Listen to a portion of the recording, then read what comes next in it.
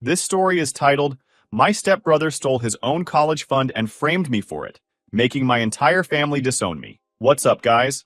Let me share the drama that blew up my whole life. I didn't think I'd ever put this out there, but a friend of mine suggested posting here to see other perspective. So, here goes. My 26 male dad passed away when I was 10. It was rough. Just me and my mom left to figure things out.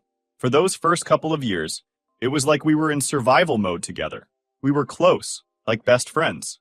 She was my rock, my biggest supporter, and honestly, the only reason I got through losing my dad. Then my mom met that guy named Paul at some work conference, and it was like things went from 0 to 60 overnight. Within 6 months, they were married, and we had a whole new family dynamic. I wasn't thrilled about it, but Paul seemed okay at first. He was polite, kept his distance, and seemed to genuinely make my mom happy. Seeing her smile again after everything we'd been through felt like a good enough reason to give the guy a chance. Paul's son Eric was 10, same age as me, and when he moved in with us, my whole life flipped. From day one, it was clear Eric wasn't down with this new family setup. I get it. Having your parent remarry is a big deal. But Eric wasn't just adjusting. He acted like my mom and I were invaders in his life. It was subtle at first, but it didn't take long to realize this kid was trouble. Eric had this way of making himself look like the victim in every situation. He'd mess up the house and blame me, eat all the snacks I'd saved for later, and then lie about it with the straightest face you've ever seen. He broke a lamp playing tag inside the house and told Paul I'd pushed him. Another time, he ate the leftover birthday cake my mom had saved for me and swore he'd seen me eating it the night before.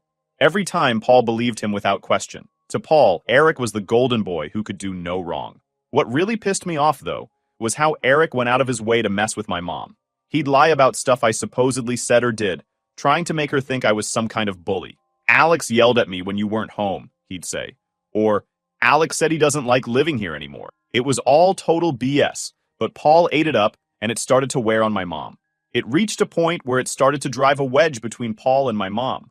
Every time Paul believed one of Eric's lies, it led to late-night arguments I could hear from my room. But my mom at first had always been my biggest defender, but after a while she started to second-guess herself. She didn't want to fight with Paul, so she'd just tell me to ignore Eric and let it go.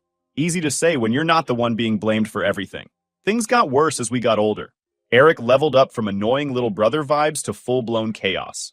By middle school, he was the type of kid who'd skip class, trash his homework, and blame the teachers for his bad grades. In high school, he found a group of friends who were all about breaking rules and partying. They'd cut school, vandalize stuff, and throw house parties whenever their parents were out of town. And of course, Eric found a way to make me look like I was part of it. If he got caught doing something dumb, he'd say I was the one who started it. If a teacher called Paul about Eric skipping class, Eric would say, Alex skipped first, so I thought it was okay. I wasn't skipping anything. I was either in class or at work at my part-time job at a bookstore. But Paul didn't care about facts. He just wanted to keep his golden boy happy. He'd punish both of us, to be fair, even though I had nothing to do with it. By the time we were juniors in high school, I'd given up trying to clear my name. It didn't matter how much proof I had. Paul always found a way to spin it like I was the bad guy. You're just better at hiding what you do, he'd say. My mom would defend me sometimes, but Paul would shut her down with, you're just biased because he's your son. Over time, she started picking fewer battles, and I couldn't even blame her. The whole house was a war zone, and Paul and Eric had all the power. So I stayed out of their way. I focused on school, worked my part-time job, and spent as much time as I could at my best friend Jake's house. Jake was my safe space. He'd seen Eric's crap firsthand, and was the only person who really understood what I was dealing with. That kid's gonna crash and burn one day, Jake used to say. I hoped he was right, but I didn't think I'd still be around to see it when it happened. Meanwhile, Eric's life was going off the rails. His grades were trash, and he barely graduated high school. He didn't get into any colleges, which pissed Paul off to no end. Not because Eric had screwed up, but because it made Paul look bad. Meanwhile, I got into a solid state school with a partial scholarship. I worked hard for that, and it felt like my one big win. But of course, Eric acted like it was a personal attack on him. You think you're so much better than me now, huh? He'd say, whenever college came up. Must be nice to have everything handed to you. The audacity of this guy was unreal. I worked my ass off for that scholarship, while he had a literal $80,000 college fund sitting in the bank, untouched because he couldn't even get into a community college. By the time we were both out of high school, Eric had somehow managed to coast through life without facing any real consequences.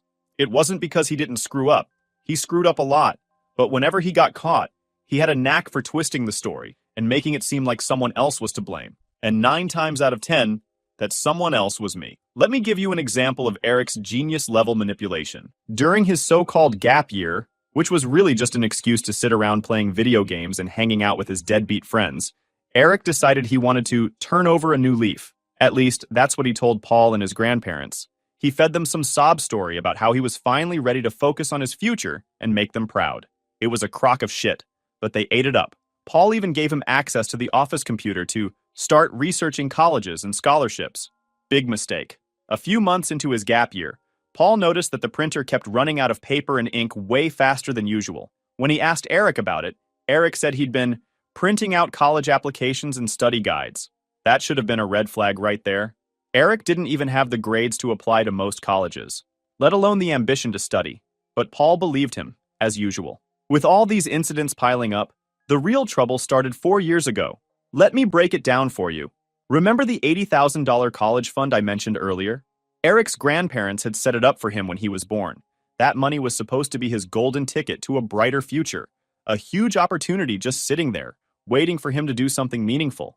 Except Eric wasn't exactly the make something of yourself type.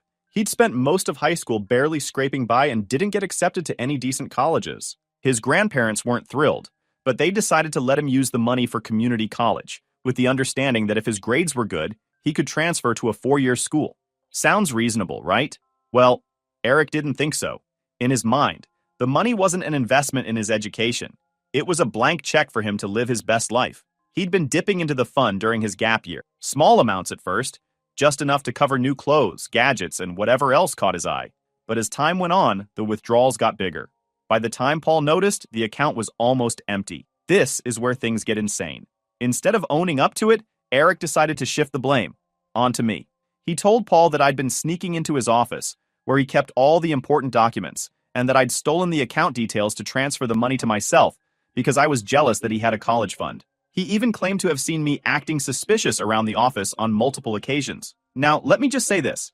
I didn't even know where Paul kept his office documents, let alone how to access Eric's college fund. I'd never touched that account, and I didn't need to. I had my own scholarship, a part-time job, and a clear plan for my future. Why would I risk everything to steal from a kid who barely passed high school? But Eric didn't stop there. He knew how to play the game. He created fake evidence, emails that looked like they came from me, asking about transferring large sums of money. He even planted a USB drive in my room with what he claimed were screenshots of the account and instructions on how to access it. It was the most elaborate setup I'd ever seen, and honestly, I have to give him credit. The guy went all in. When Paul confronted me, I was blindsided. He called me into the living room, where Eric was already sitting, looking all smug and self-righteous. My mom was there too, but she looked more confused than anything else. Paul didn't waste time. "Alex," he said, "I need to know why you did this." I had no idea what he was talking about. "Did what?" I asked, genuinely clueless. That's when Eric chimed in, all fake concern and dramatic pauses. "I didn't want to believe it, Alex," he said, like he was doing me a favor by pretending to be hurt. "But I saw you. I saw you going through Dad's office. And then the money started disappearing." Paul cut him off and started laying out the evidence. The fake emails, the planted USB drive, even screenshots of the supposed transaction. I was stunned. It was like watching a car crash in slow motion, knowing you couldn't do anything to stop it. I still remember this in detail. I tried to defend myself, desperate to make them see reason. Check the bank records. Talk to the bank. File a police report. Do anything to prove I didn't do this. I don't even know how to access the account. But Eric had planned everything too well. The fake evidence was flawless, leaving no room for doubt, and Paul accepted it without hesitation.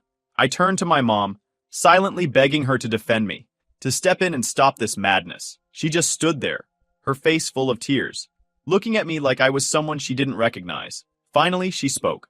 "I'm so disappointed in you. I can't believe you would do something like this." Those words cut through me like a knife. "Mom, you know me," I said, trying to keep steady. "You know I didn't do this. You know I wouldn't." She didn't respond. She just shook her head, her eyes avoiding mine. Paul stepped forward, glaring at me. "This doesn't surprise me. You've always been jealous of Eric, haven't you? From the moment you came into this house, you've been nothing but trouble. And now, you think you can steal from us? From your own family? I've had enough." I tried to argue again, desperate for someone to listen, but Paul cut me off with a wave of his hand and yelled at me, "Pack your things. You're done here. I don't care where you go, but you're not staying in this house another second. You've got 30 minutes to leave. If you're not gone by then, I'll call the cops. I froze for a moment, looking back at my mom, hoping she'd say something, anything, but she just stood there, silent, her arms crossed tightly as if she was trying to hold herself together. Her silence hurt more than Paul's words ever could. Eric stood off to the side, looking like he was trying to appear upset. I just can't believe you do this to me, he said, shaking his head like he was the victim. It was sickening. I almost stormed at him, smashing that fucking face, wiping that a smug smirk. I couldn't take it anymore. I turned and headed upstairs, my steps heavy as I went to pack. Throwing my things into a duffel bag, I felt a mix of anger, frustration, and heartbreak. This wasn't just about being kicked out. This was about my mom, the one person who was supposed to stand by me, choosing not to. She wasn't saying anything. She wasn't doing anything. She was just letting it happen. When I came back downstairs, Paul was standing by the front door, watching me like a guard, making sure I wouldn't try anything. My mom stood a few steps behind him, her face streaked with tears, but she still didn't say a word. I slung the bag over my shoulder, pausing for a moment as I looked at her, hoping she'd stop this somehow. She didn't. She just stood there, letting it all happen. As I stepped out the door, Eric muttered behind me, I just can't believe he'd do this. That was it. No one was going to listen. No one was going to stand up for me. I realized then that I was completely on my own. I walked out of that house with a duffel bag, and nowhere to go. I felt like my entire life had been ripped out from under me. I was 22, had just finished college, and was suddenly homeless. My family, the people who were supposed to have my back, had turned on me because of a lie. I had nothing. No home, no support, and no idea what came next. The only thing I knew for sure was that I wasn't going to let Eric or Paul destroy me. Thank God for my best friend, Jake. The second I called him, he told me to come over. I don't know what I would have done without him. Jake had been my rock during all the years of dealing with Eric's crap, and now he was there to help me pick up the pieces. He didn't ask a lot of questions, just handed me a blanket and said, "Stay as long as you need." That first week was rough. I was still working part-time at a bookstore, but my hours barely covered food, let alone rent. I had some savings from my part-time jobs during college, but it wasn't much. Every night I'd crash on Jake's couch and try not to think about how my own mom had let this happen. Every morning I'd wake up, head to work, and pretend like everything was fine. But inside, I was a mess. But the worst part was that my mom didn't call. Not once. I tried reaching out a couple of times, but she didn't pick up. Not even once. It didn't take long to figure out that Paul had probably blocked my number. I kept telling myself she'd reach out eventually, but deep down, I started to accept that maybe she wouldn't. It hurt like hell, but I didn't have the luxury of wallowing. I had to figure out how to move forward. After about a month of sleeping on Jake's couch, I got lucky. My manager at the bookstore mentioned an opening for an entry-level IT job at her husband's company. It was steady work, and it paid better than the bookstore. I applied, and to my surprise, I got the job. That was the start of my climb. I took every opportunity to prove myself. I stayed late, volunteered for extra training, and soaked up as much knowledge as I could. It wasn't easy. I was balancing a new job, my lingering anger at my family, and the reality of being on my own for the first time. But I refused to let Eric's lies define me. After a couple of months, I saved up enough to rent a tiny studio apartment. I finally had a place where I felt like I could breathe. Jake helped me move in. And when we were done, he said, "See? You're already doing better than half the people I know." Having my own space made a huge difference. It gave me room to think and focus on my goals. In the meantime, I completely cut off contact with my family. I blocked Paul and Eric on social media and stopped trying to call my mom. It wasn't an easy decision, but I realized that holding on to hope was only dragging me down. If they wanted to believe Eric's lies, fine. I wasn't going to waste any more energy trying to change their minds. Over the next couple of years, I landed a new job at a tech firm with better pay and benefits. The certifications I'd been working on paid off, and I got promoted to a project coordinator position within 6 months. For the first time in a long time, I felt like I was actually getting somewhere. But even as I moved forward, the scars from what happened didn't fade. Every time I achieved something, I couldn't help but think about how my family wasn't there to see it. My mom, who had always been my biggest supporter, didn't even know I'd landed a great job or moved into a better apartment. It stung, but I reminded myself that this was the life they'd chosen by believing Eric over me. Speaking of Eric, I didn't hear much about him during those years, but what little I did hear didn't surprise me. Jake occasionally ran into people from our old town who mentioned him, and the stories were always the same. Eric was still job hopping, blaming everyone else for his failures, and mooching off Paul. Apparently, he'd even blown through the last of his college fund on a failed business venture. Classic Eric. By the time 4 years had passed, I was in a solid place. I was a project manager at my tech firm, making more money than I'd ever thought possible. I'd bought a small house in a quiet neighborhood. But life has a funny way of bringing things full circle. Just when I thought I'd finally left my family's mess behind, Eric found a way to drag me back in. Jake got a call one day from an unknown number. He didn't think much of it at first, probably a spam call or something. But when he picked up, it was Eric. Apparently, Eric had been trying to track me down for weeks. He'd gone to my old workplace, reached out to mutual friends, even tried messaging me on LinkedIn. Jake ignored him at first, but then Eric told him why he needed to talk to me. His 2-year-old daughter had a heart condition, and she needed surgery. Eric was desperate, and I was his last hope. When Jake told me, my first reaction was anger. After everything Eric had done, he had the nerve to ask me for help? But then Jake showed me a picture of a little girl hooked up to machines. But I didn't want to get involved. I told Jake to tell Eric to figure it out himself, but Jake wouldn't let it go. Look, man, he said, I know Eric's a piece of trash, but this kid's innocent. She didn't ask for any of this. Are you really going to let her suffer because of him? I hated that Jake was right. That girl didn't deserve to pay for Eric's mistakes. But if Eric thought I was going to swoop in and save the day without making him face the consequences, he didn't know me as well as he thought. So I agreed to meet him, but I did it on my terms. We met at my office, a place where I was in control. I wanted him to see just how far I'd come since he'd tried to destroy me. When he walked in, I barely recognized him. The cocky, entitled stepbrother I remembered was gone. In his place was this wreck of a guy who looked like he hadn't slept in days. His clothes were wrinkled, his hair was a mess, and he had dark circles under his eyes. The second I closed the door, he broke down. I'm talking full-on tears, falling to his knees, begging me to help him. He told me he'd tried everything, crowdfunding, selling his car, even going to distant relatives for help. He'd managed to scrape together about $30,000, but he was still $70,000 short. Without the surgery, Mia's condition would keep getting worse, and the doctors weren't sure how much time she had left. I know I don't deserve your help, he said, choking on his words. But this isn't about me. It's about Mia. Please, Alex. You're her only hope. I let him talk. I let him plead and cry and tell me his sob story. Then, when he finally ran out of things to say, I told him my terms.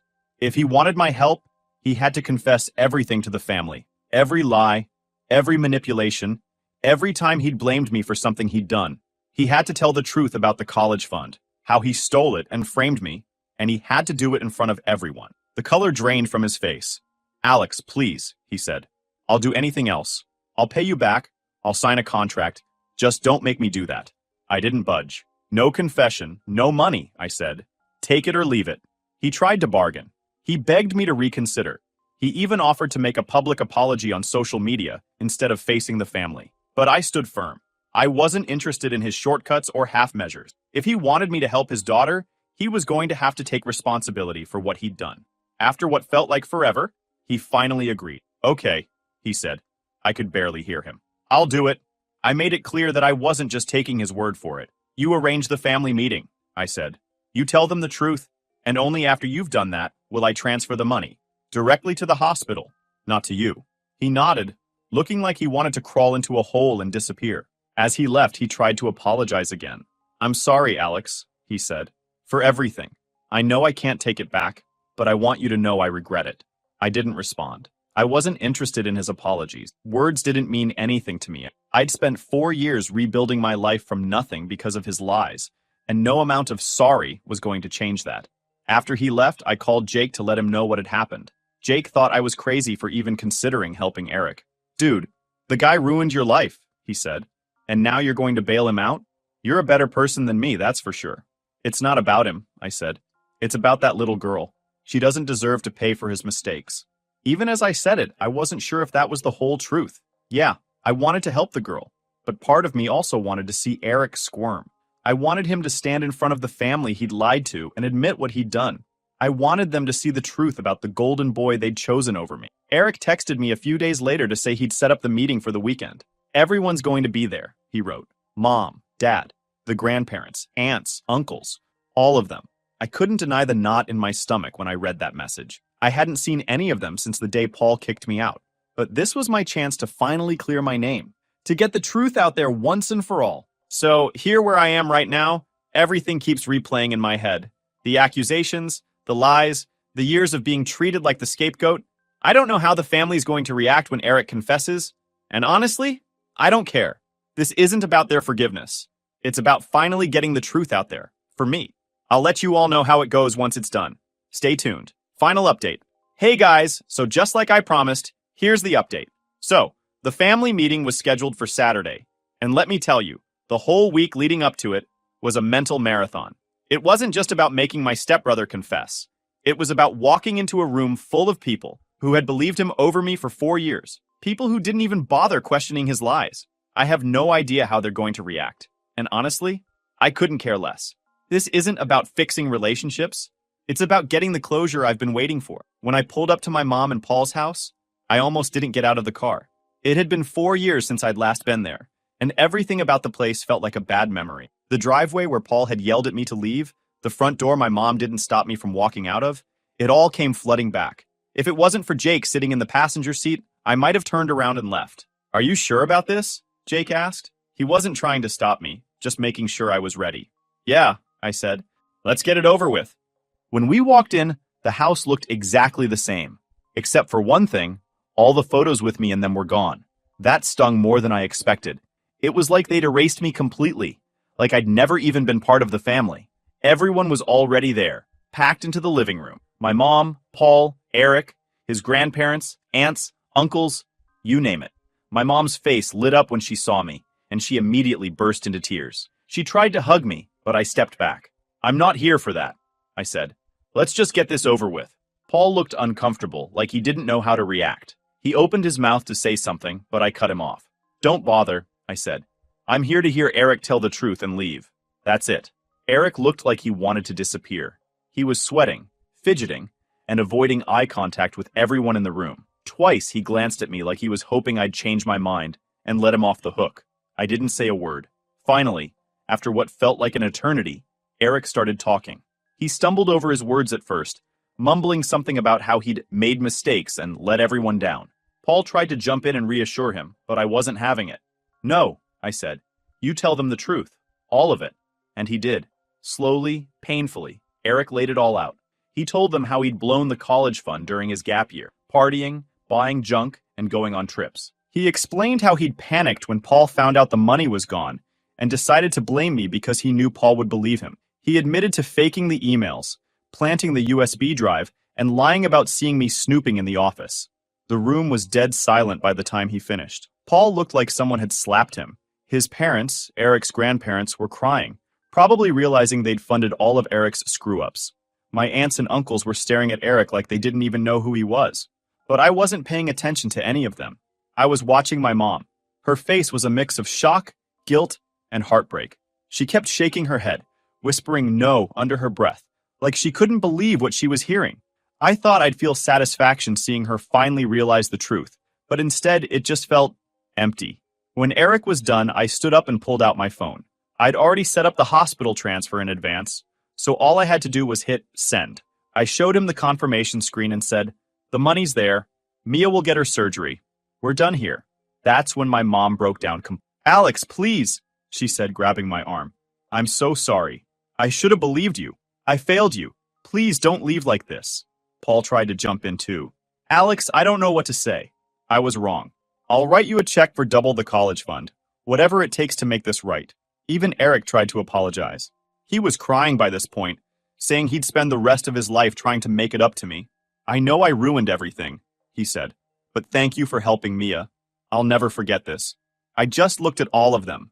My mom, who had chosen to stay silent when I needed her most. Paul, who had thrown me out without a second thought. And Eric, the person who had taken everything from me. 4 years ago, I would have given anything to hear their apologies. Now, they meant nothing. I yanked my arm out of my mom's grip, shot her a cold glare, and walked out without a single word or glance back. Jake followed me, and we drove back to my place in silence. When we got there, he finally broke the tension. "You okay?" he asked. "Yeah," I said. And for the first time in years, I meant it. Since then, I've gone completely no contact with my family. I blocked their numbers, their emails, and even their social media accounts. My mom has been sending me long, emotional emails every day, talking about how she cries herself to sleep and how much she misses me. Paul has sent multiple checks, first for $80,000, then for $160,000, to make up for the pain and interest. I mailed them back without a second thought. Eric's grandparents have even shown up at my office a few times, but security knows to turn them away. They leave letters saying how sorry they are and how they feel responsible for everything because they'd spoiled Eric and let him get away with too much. I don't care. They believed him when it mattered, and that's all I need to know. I heard through Jake that Mia's surgery was a success. She's recovering well, and I'm genuinely happy for her. She's innocent in all of this, and I hope she grows up to be nothing like her dad. As for Eric, he apparently moved back in with his mom in another state. His ex-wife won't let him see Mia without supervision, and he's been struggling to hold down a job. I'd be lying if I said I felt bad for him. As for me, I'm thriving. I got another promotion at work and just put a down payment on a house in Seattle. My company's opening a new office there, and I'll be heading it up. It feels good to keep moving forward, leaving all the toxicity behind. Sometimes people tell me I should forgive my family, especially my mom. She was in a tough spot, they say. She didn't know what to believe. But sorry doesn't erase 4 years of betrayal. Sorry doesn't give me back the family I lost, the trust that was shattered, or the years I spent rebuilding my life alone. Some bridges just aren't worth rebuilding. They say the best revenge is living well. And let me tell you, I'm doing just fine. Thanks for reading, Alex.